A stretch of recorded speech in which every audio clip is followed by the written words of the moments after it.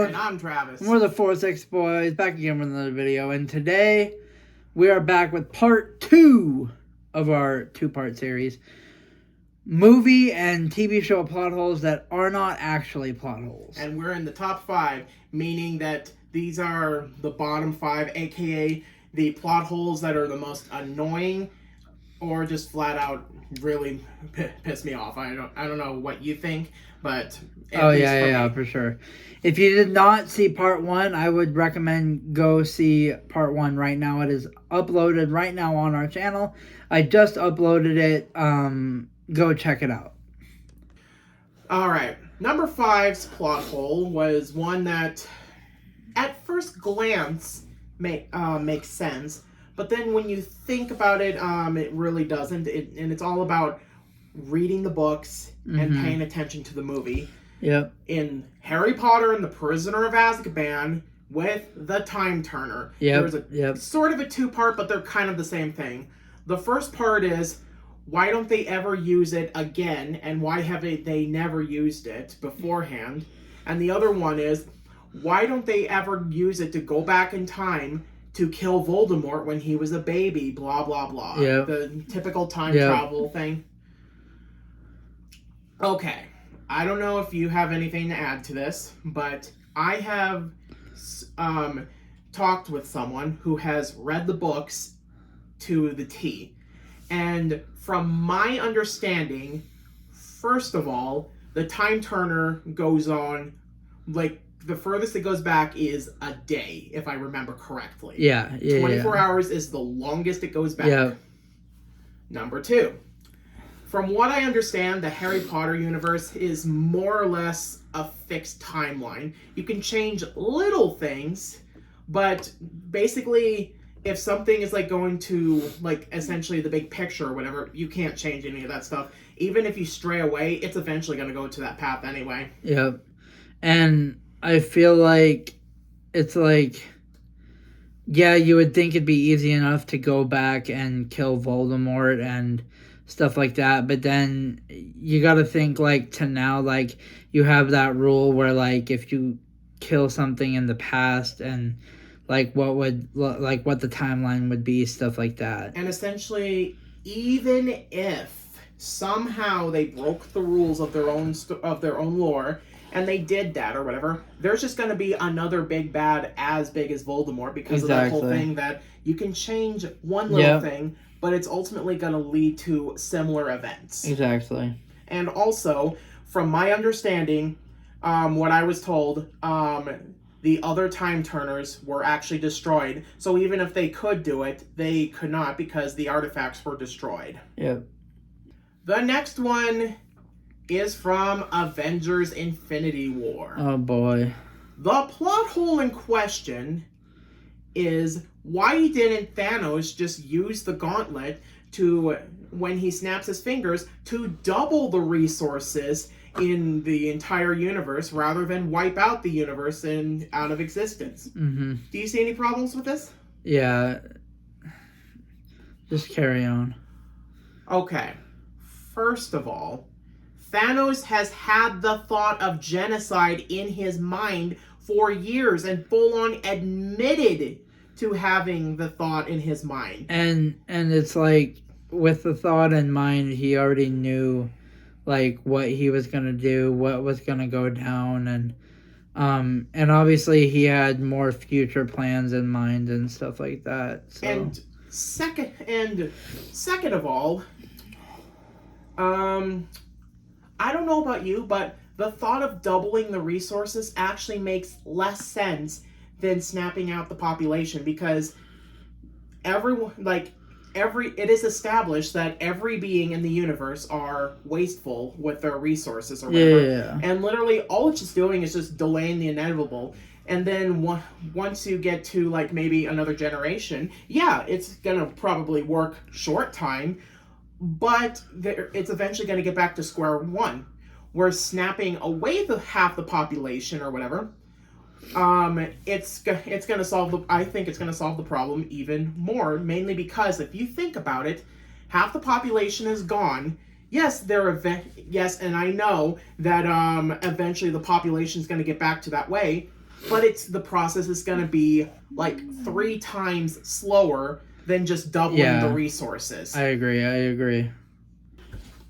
The next one is from Star Wars: A New Hope. This is a 2-parter, but they basically lead to the same point. The first part of it is, if Darth Vader knew that Luke Skywalker was his son, how did he not know that Leia was his daughter? And the other part is that, why did he never check Tatooine to see that if his son was still there, and thinking it's a horrible place to go? Okay. First of all, let us ignore the fact that Darth Vader literally had no idea that Luke was his son either. Yeah. There's a main conception that people think the Force will just give you information passively. Yeah. You have to use the Force actively to look for that information. Exactly. And Darth Vader had no reason to believe that either of his children survived, because they made it seem like her, along with Padme, her unborn children died too. They outright covered it up. And the second point is, first of all, even if for a small percentage chance, which, by the way, the only reason why Darth Vader knew that Luke was his son is he was outright told this by Palpatine, who knew about this, and it's like, oh yeah, he's your son, and he's actually been alive, and it was covered up or whatever. But also, here's the thing. Why would Darth Vader want to go back to Tatooine in the first place? Exactly. Because, make fun of the I don't like sand thing or whatever, but the thing is, this is a planet where Anakin was enslaved for basically his entire life, and his mother as well. He was taken away to the Jedi Order and was gone for a while, giving the promise that he was going to free his mother. Comes back to do that, only to find that his mother was brutally tortured by Tusken Raiders or whatever. So, yeah, I don't think he wants to go back to Tatooine, especially since he was a slave there, because literally for his whole life he always had a master of some sort. Yeah. So literally it's just a bunch of baggage and trauma there. Number 2, all you J.R.R. Tolkien fans know what's coming next. Lord of the Rings. Why didn't they use the Eagles to take the ring to Mordor? Yep. Okay. First of all, the Eagles are not a taxi system.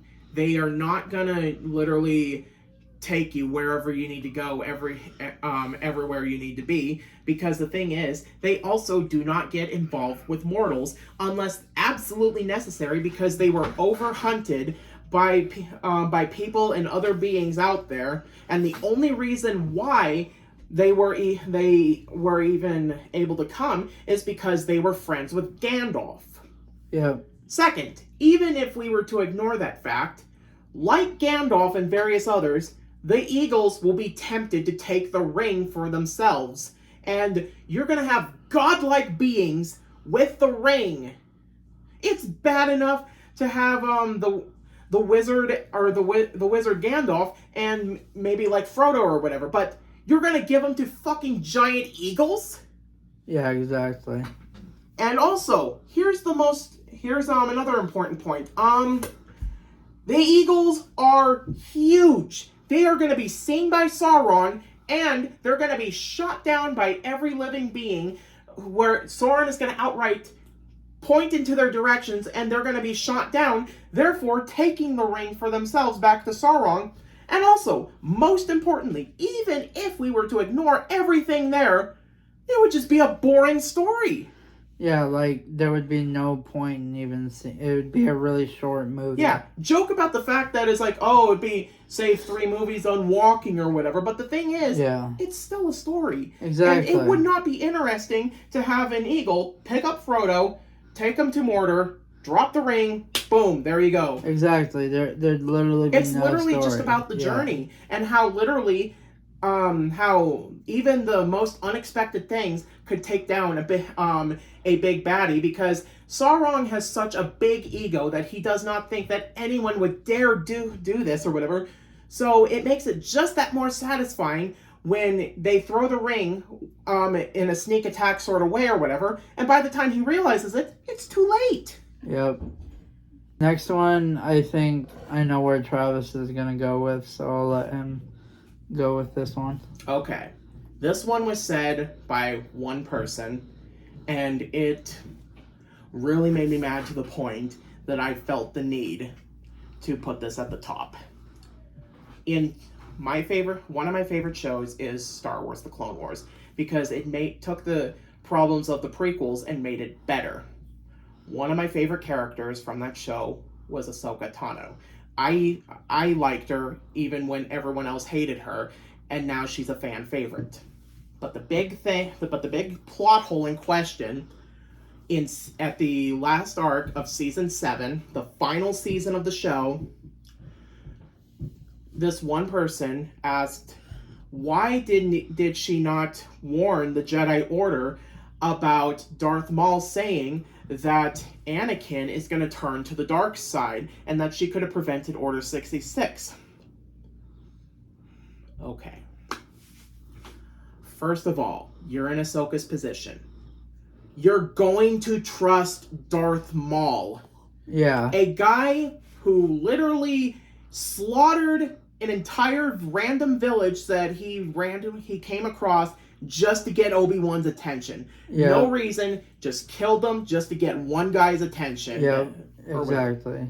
And second, the Jedi, even if she were to say this or whatever and believe what he said, the Jedi are portrayed as pompous dicks, for a lack of a better term. They think that they would be on top of everything. They would sense everything that happened, when in reality, all of this stuff was happening right under their noses the entire time. Yep. Their arrogance were their downfall. Yep. 3. Ahsoka left the Jedi Order at the end of season 5. So, because she was blamed for a crime she never committed, and they were outright sure that she did it without providing any evidence or any doubt in their mind. They just threw her under the bus, and as soon as they found the real culprit, oh, well, yeah, you were right. You want to join or whatever? No, I'm not going to do that.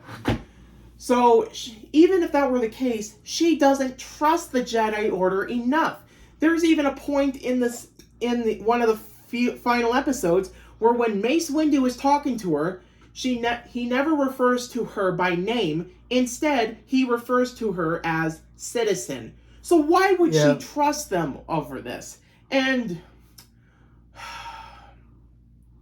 yeah, that's the biggest point, is the fact that literally she never trusted them. And the thing is, she had no reason to even believe that Anakin could do this. Obi-Wan might have, because he has seen him go to dark places or whatever. Ahsoka fully trusted Anakin, so she had also no reason to believe that he would even do this. Yep. That was our second part to our 2-part series of plot holes in movies and TV that aren't really plot holes. If you guys have any plot holes that you think or know aren't really plot holes, comment them down below. We'd love to really hear what plot holes you guys think aren't really plot holes. We'd love to hear them. If you guys like this video and you want to see more videos like this video, hit that sub button, hit that thumbs up button, turn on notifications so you get notified when we upload a new video. I'm Dylan. And I'm Travis. We're the 4-6 boys. See ya.